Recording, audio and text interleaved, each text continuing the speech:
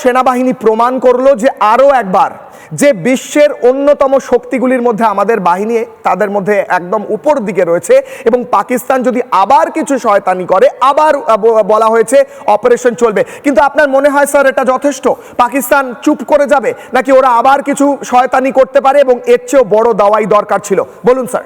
দেখুন, আমরা যেরকম প্রেসিশন টার্গেট হিটিং করেছি, ওদের এডি সিস্টেম, ওদের মিসাইল সিস্টেম, আমাদের এডি যেরকম ভাবে কাজ করেছে, ওদের কমান্ড অ্যান্ড কন্ট্রোল, ওদের রহিম ইয়ার খান এয়ারপোর্টটা মোটামুটি অকেজ করে দেয়া, ওদের সার্বদায়িক গুলি করা যথেষ্ট, inflict of casualty was maximum.